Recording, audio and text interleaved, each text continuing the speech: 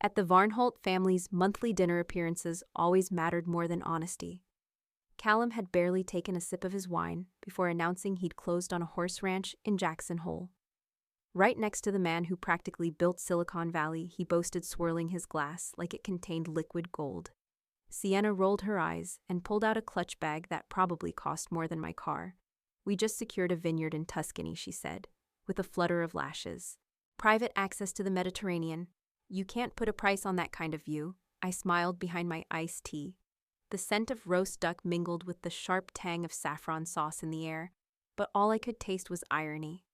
They had no idea they were sipping vintage wine in a building I bought 6 months ago. "Elin," Aunt Bridget said, tilting her pearls. "Still renting that place on Dahlia Row?" I nodded. "I like the space." "You're 35, dear.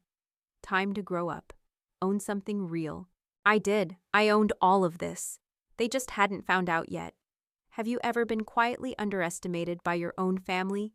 Comment your story below. And if you've built something in silence like I have, subscribe, because this is just the beginning. I wasn't always quiet. As a kid, I used to talk too much, ask too many questions, laugh too loudly, spill juice on imported rugs during garden parties. That's how it started, really, the slow dismantling of my presence. One correction at a time. "Elin, hush. Let the grown-ups speak. Elin, don't slouch. Elin, wear something more presentable." In a house like the Varnholt Estate, silence was currency. I learned to collect it.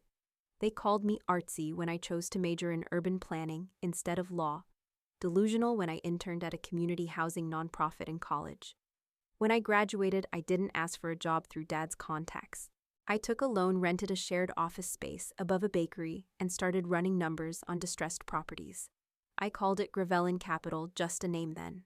No prestige, no legacy. My first project was Dahlia Row, a block of undervalued post-war brick apartments, tenants who'd lived there since before I was born. I spent weekends patching walls and weekdays learning zoning codes. The bank manager called me Miss Varnholt out of habit, but I asked him to drop the title.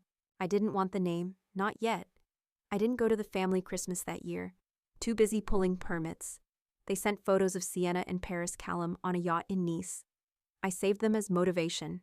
Every glossy smile was a reminder of what I wasn't and what I didn't want to become. By the time Gravellen Capital crossed its first million, I'd learned 3 things. 1, legacy means nothing without stewardship. 2, power in silence is more potent than noise. And 3, you don't need to be invited to the table if you end up buying the building it stands in. The irony was never lost on me.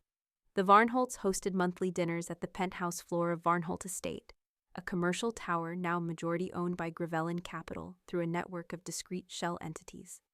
The papers were signed in a windowless office on a Wednesday. No one blinked. No one questioned the buyer. To them, I was still Elin from Dahlia Row.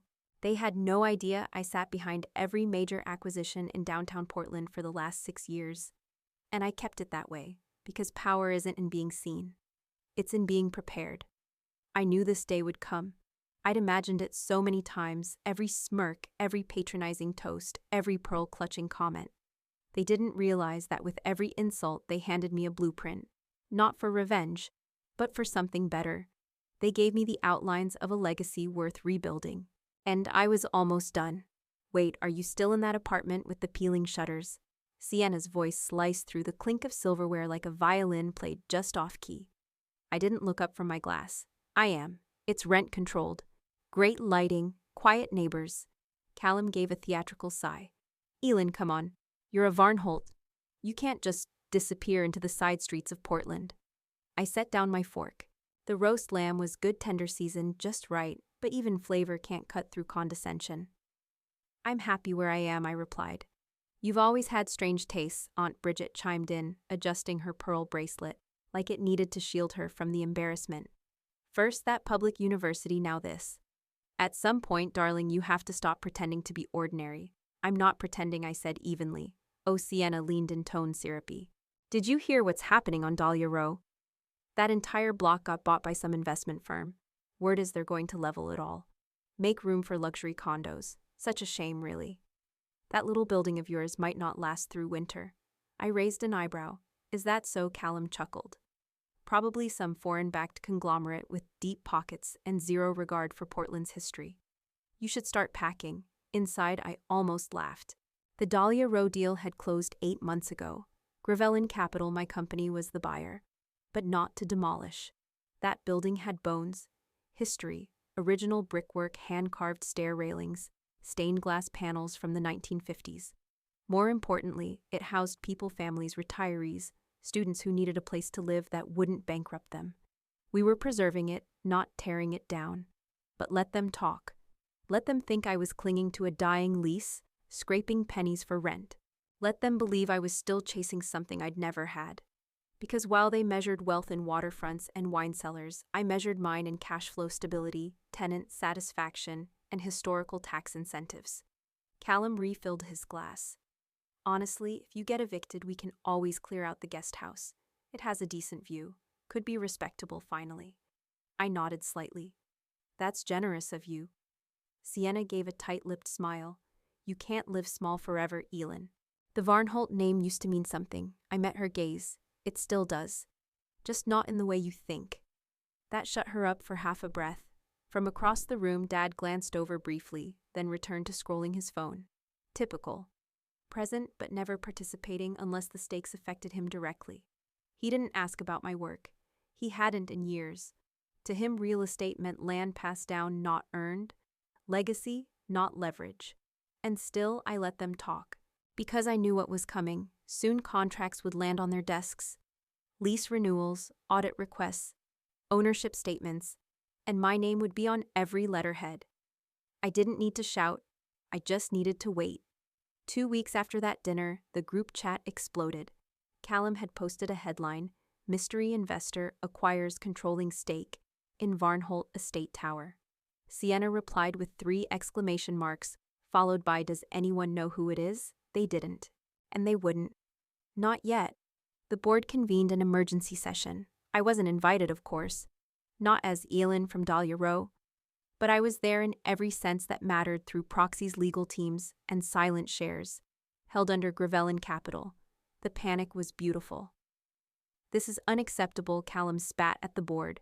How could someone just buy into our family's asset without notifying us? Well, one director said flatly. The shares were public. You never consolidated them. Whoever they are, they now hold 58%. What do they want? Aunt Bridget hissed. It must be some foreign group trying to leverage our name. I sat in my office that night, a steaming cup of tea beside the glowing screen as I reviewed the minutes. The words urgent audit and compliance risk appeared 7 times. My favorite part, they assumed I didn't know. They assumed the new owner didn't care about things like Callum's missing maintenance budgets, Sienna's triple-marked invoices, or the way Bridget funneled contractor contracts to friends and relatives. But Gravellen Capital cared. I cared. Because while they toasted themselves at every board dinner, I had been quietly tracking every misstep, every misuse, every unethical transaction, cloaked in family discretion. 6 months ago, I launched the audit, not to punish them, but to see how far they'd fallen from what the Varnholt name once meant. What I found, it was worse than I'd expected. The estate had become a playground for theft disguised as tradition. Their ledgers were a fiction, their vendors mostly cronies. The maintenance funds were hemorrhaging money into designer kitchens and fake consulting fees.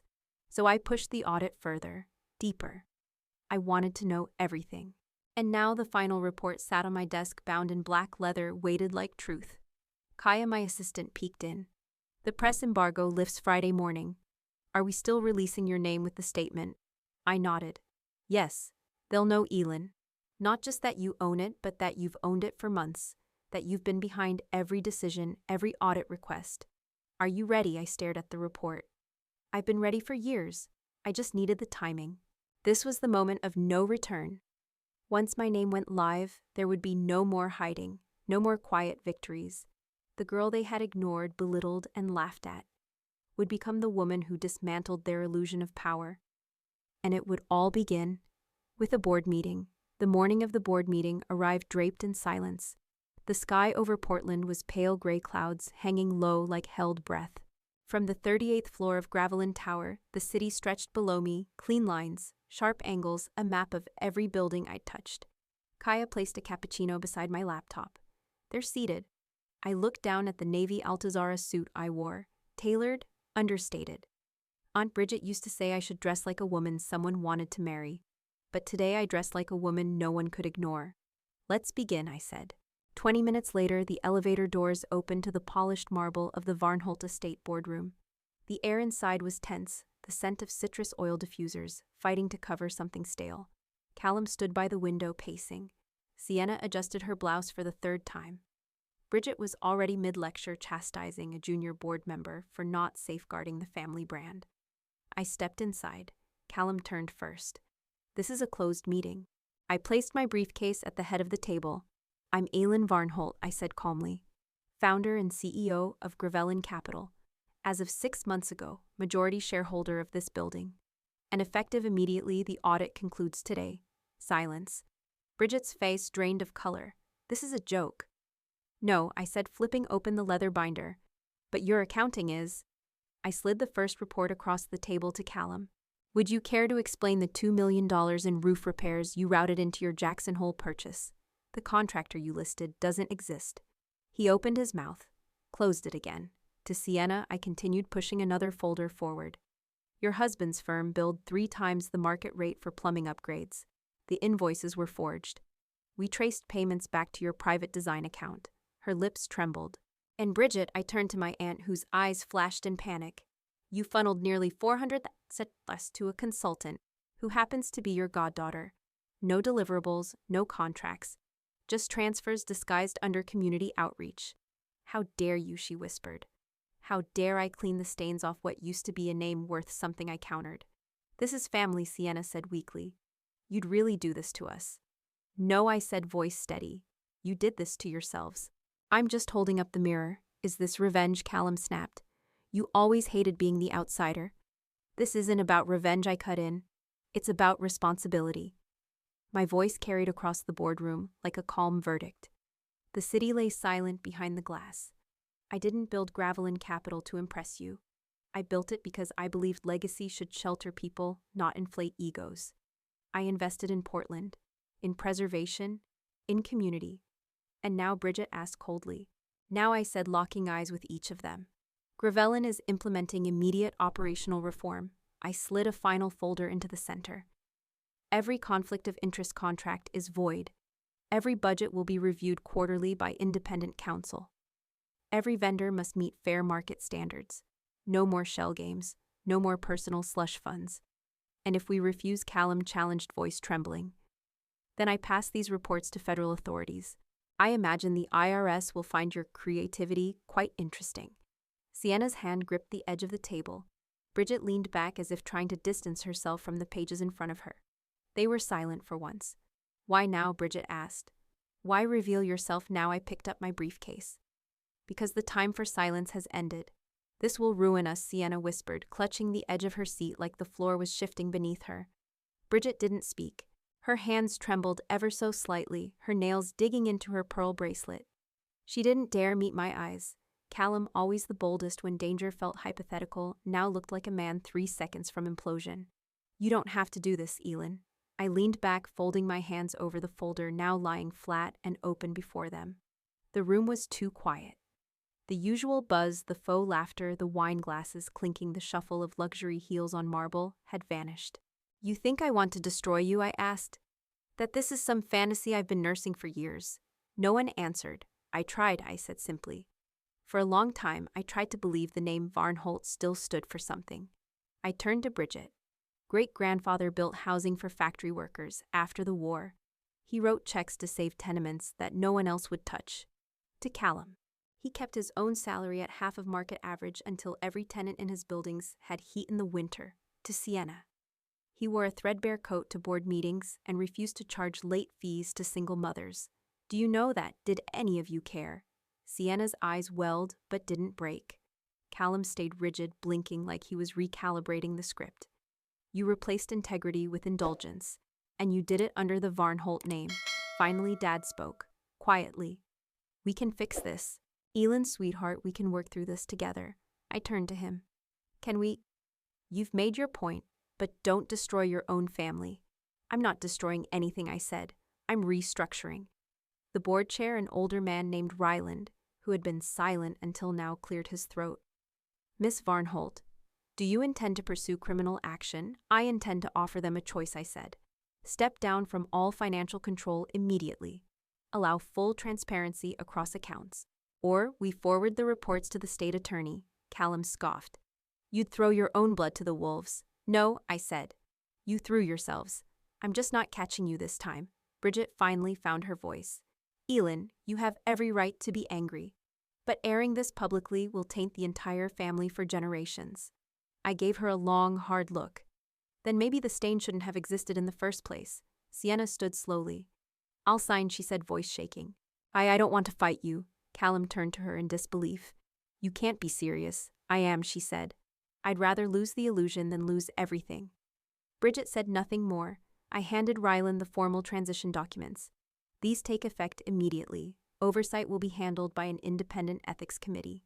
The moment the pen touched paper, it felt like air returned to the room. Like decades of rot had been acknowledged, if not yet cleared. And then came the phones. A sudden flurry of vibrations and buzzing as the press embargo lifted. Ryland glanced at his screen, eyebrows rising. CEO of Gravellen Capital revealed Elin Varnholt, he read aloud. Ranked among top ethical developers in the Pacific Northwest. One board member dropped his coffee cup. Another muttered Jesus under his breath. Sienna stared at her phone like it had betrayed her. It's everywhere already. Callum buried his face in his hands. Dad leaned back slowly in his chair. You really did all this, he said softly. Alone. I looked at him steady. No, I had help. Tenants, architects, city planners, people who believed in better. He nodded. Just once. No more arguments. No more defenses. The power had shifted, not with a shout, but with a signature. 6 months later, I was exactly where I'd started, sitting on the worn leather couch in my apartment at Dahlia Row, sipping coffee from a chipped blue mug. The window beside me framed the small courtyard garden below, where Mrs. Kim was pruning the rose bushes and little Jamie from Unit 3B chased his dog in endless circles. The same building they once called pitiful. The same space they swore I'd be evicted from. Still here, still mine. And so much had changed. Varnholt Estate was no longer a monument to family ego.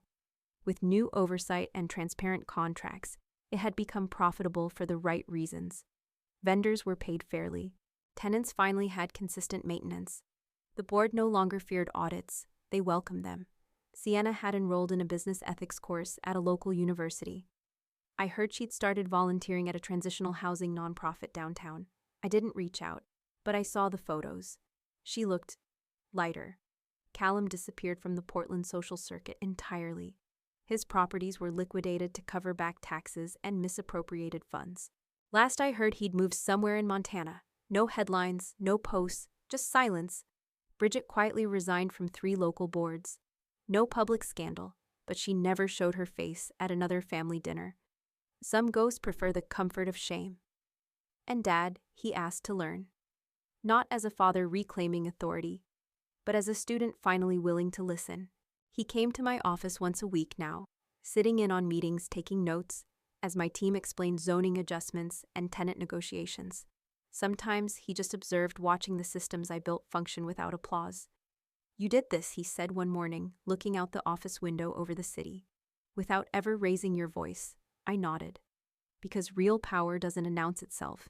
It builds, quietly, consistently, until it becomes undeniable. And the Varnholt name, now it meant something again. Not because we shouted, but because we started listening. I didn't build Gravellen Capital to prove them wrong. I built it because I was tired of watching people like them decide who mattered and who didn't. They measured success by what they could flaunt: cars, resorts, influence. I measured it by what endured: preserved buildings, protected tenants, fair contracts, clean numbers. For years they saw my silence as failure. But silence is not surrender. It's strategy. It's observation. It's the soil where purpose takes root. I wasn't interested in revenge. That's loud, flashy, short-lived. What I wanted was integrity, because legacy isn't something you inherit, it's something you earn brick by brick, hour by hour, decision by decision. It's showing up when no one's watching, doing the work when no one applauds, choosing what's right even when it's not profitable yet. They mocked my modest apartment. They pitied my quiet life. They dismissed my name, but I didn't need their belief. I needed my own conviction. And now that I've built something that can't be taken away because it was built on values, not vanity, I finally understand what real success is. Not in proving them wrong, but in building something so right, it outlives the noise.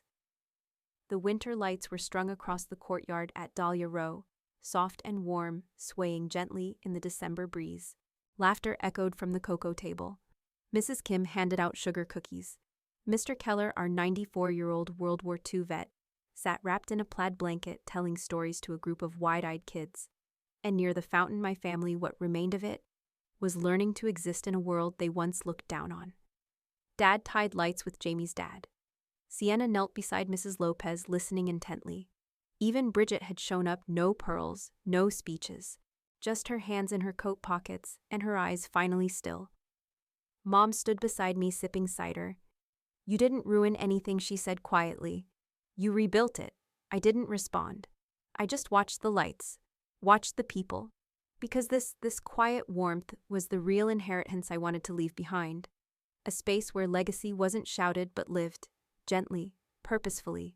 What about you? Have you ever been underestimated, overlooked, or quietly counted out?